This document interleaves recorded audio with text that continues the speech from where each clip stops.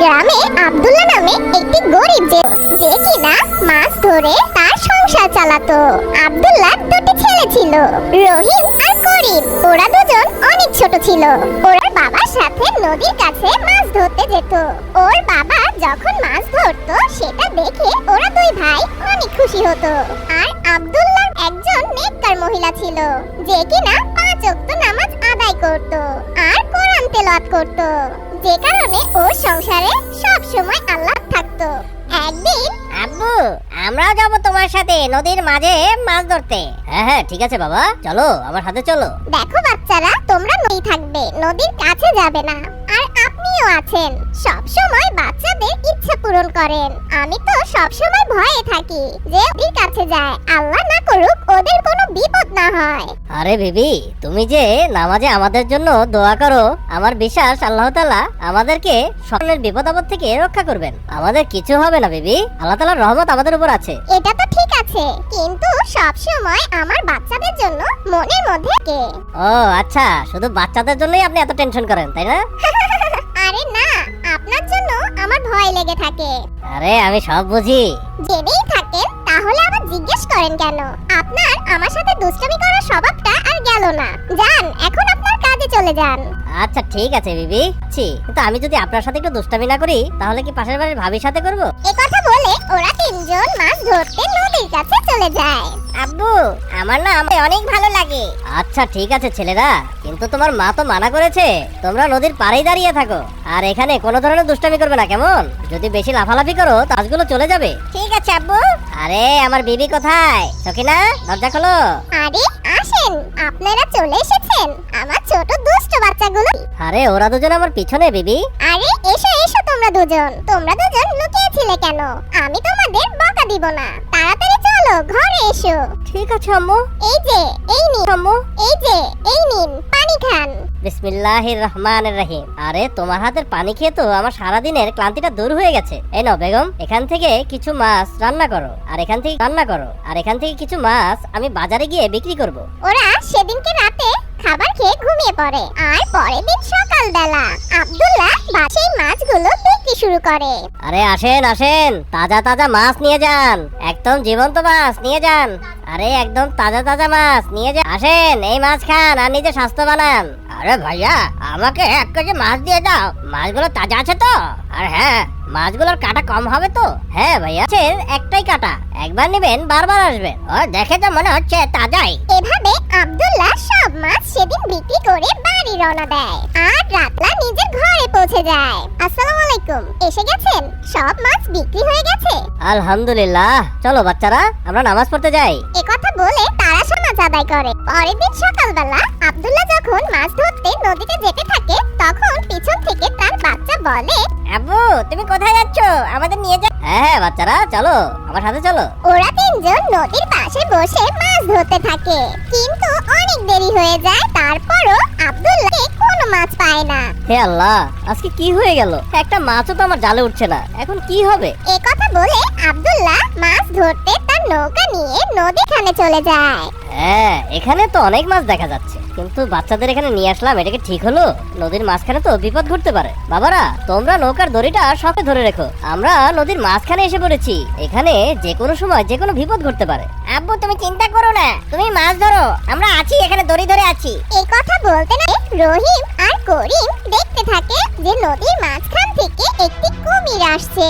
আব্বু দেখো, ওটা কি আসছে? হে আল্লাহ, এ তো কুমির। আমাদের সাহায্য করো, তোমার রহমত নাজিল করো। এই বলতে না বলতে আব্দুল্লাহ জাল ফেলেই নৌকা নিয়ে খুব দ্রুত নদীর কিনারায় যেতে থাকে আর জোরে জোরে নড়তে থাকে। কিন্তু ওই কুমিরটা খুব জলদি তাদের নৌকার কাছে চলে আসে আর নৌকাটা উল্টে ফেলে দেয়, আর ওরা তিনজন সেই পানির মধ্যে ডুবে। হে আল্লাহ, আমি আমাকে বাঁচাবো নাকি আমার বাচ্চাদের বাঁচাবো? আব্বু আমাকে বাঁচাও, আব্বু আমাকে বাঁচাও, আব্বু এই কুমিরটা তো আমাকে খেয়ে ফেলবে। আব্বু। ঠিক তখনই করিমের কাছে চলে আসে, আর সেই কুমিরটা করিমকে গিলে খায়, আর করিমকে গিলে খেয়ে কুমিরটা সেখান থেকে চলে যায়। হে আল্লাহ, এ কি হলো? আজকে আমার বাচ্চাটা আমার থেকে আলাদা হয়ে গেল।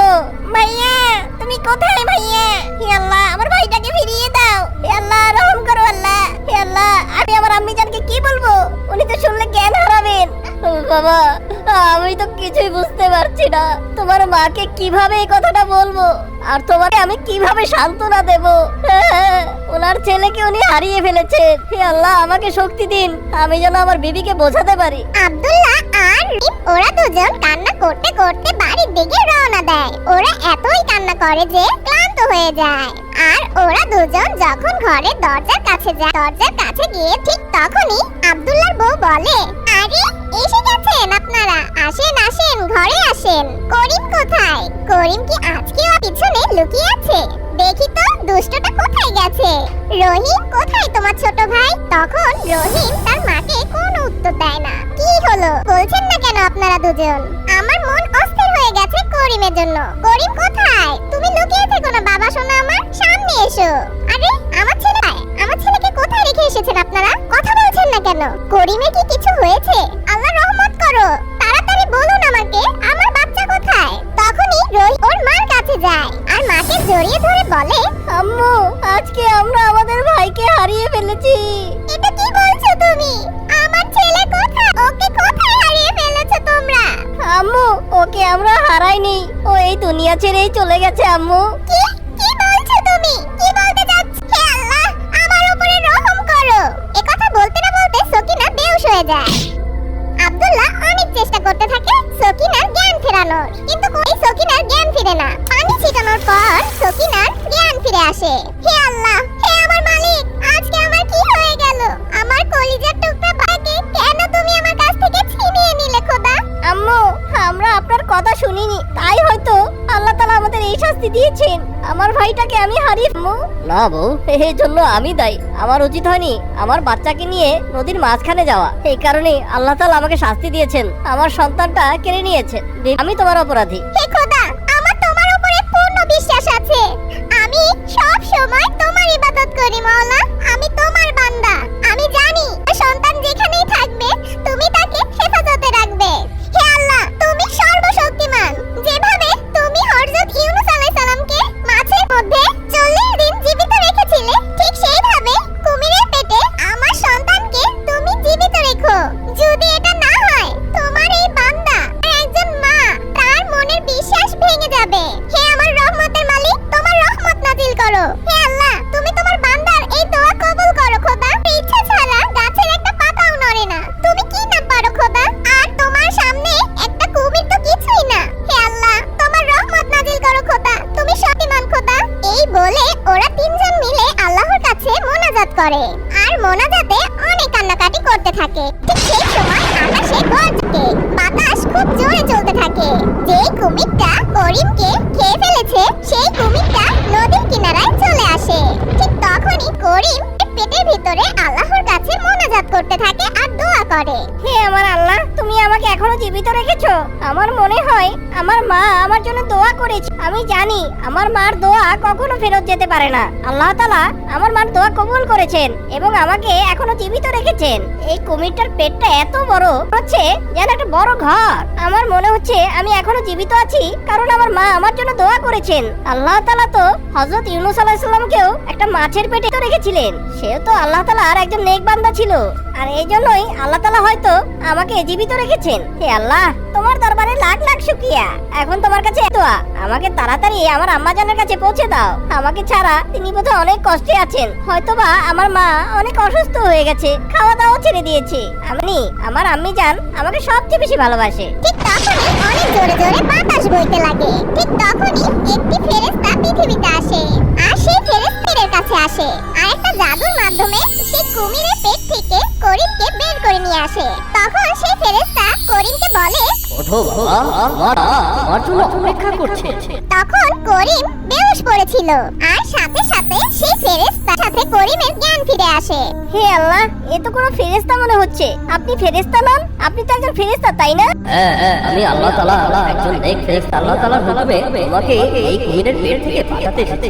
যারা আল্লাহর উপর ভরসা রাখে, আল্লাহর হুকুমে আমি তাদেরকে রক্ষা করতে এই দুনিয়াতে আসি। হে আল্লাহ, তোমার দরবার লাখ লাখ শুকরিয়া। তুমি সবার দোয়া শোনো। আমার বিশ্বাস আরো দৃঢ় হয়েছে তোমার প্রতি। এরপর সেই নেক ফেরেশতা বলতে থাকে, শোনো করিম, তোমার বাবা মাকে কখনো কষ্ট দিবে না। সবসময় তাদের উপদেশ মেনে চলবে। নামাজ কায়েম করবে, কোরআন তেলাওয়াত করবে। নামাজ আমাদের জন্য করো আর কোরআন তেলাওয়াত করলে আল্লাহ তাআলা আমাদের সকল ধরনের বিপদ আপদ থেকে রক্ষা করেন। যদি আল্লাহ তাআলা কোনো নেক বান্দা কোনো বিপদে পড়ে তখন আল্লাহ তাআলা তার নেক ফেরেশতাদের সেখানে পাঠিয়ে দেন আর সেই বান্দাকে সাহায্য করেন। এই না এটা একটা জাদুর গালি, তুমি বসে এটা তোমাকে তোমার ঘরে পৌঁছে দেবে। করিম আল্লাহ তাআলা শুকরিয়া আদায় করে সেই গালিচায় বসে পড়ে আর সেই গালিচা মেঘের উপর দিয়ে তার বাড়ি পৌঁছে দেয়। হে জাদুর গালিচা, তোমাকে অনেক শুকরিয়া, তুমি এখন যেতে পারো। তখন সকিনা ঘরে বসে করিমের কথা মনে করে কান্না করতে থাকে। আমার কলিজার টুকরা আমার কাছ থেকে আলাদা হয়ে গেছে, আমার যে কি কষ্ট লাগছে। ঠিক তখনই ঘরের বাইরে দরজা নক করতে থাকে আর তারা তিনজন ঘরের দরজার কাছে চলে যায়। আর দরজা খুলতে না খুলতেই তারা দেখে করিম তাদের সামনে দাঁড়িয়ে আছে। এই দেখে রহিম অনেক খুশি হয়ে যায়। হে আল্লাহ, তোমার লাখ লাখ শুকরিয়া, আমার ভাই আমার কাছে ফিরে এসেছে। হে আল্লাহ, তোমার দরবারে লাখ লাখ শুকরিয়া। হে খোদা, তুমি আমার বাচ্চাকে আমার কাছে ফিরিয়ে দিয়েছো। আমি জান অনেক কান্না করেছি। আমি জান আমি আপনাকে অনেক ভালোবাসি। আমিও তোমাকে অনেক ভালোবাসি আমার বাচ্চা। হে খোদা, তোমার দরবারে লাখ লাখ শুকরিয়া। ঠিকই ওরা সবাই মিলে আল্লাহর দরবারে মোনাজাত করতে থাকে। হে খোদা, আমাদের নামাজ পড়ার তৌফিক দান করো আর আমার ঈমান শক্ত করে দাও। আমি সব সময় তোমার ইবাদত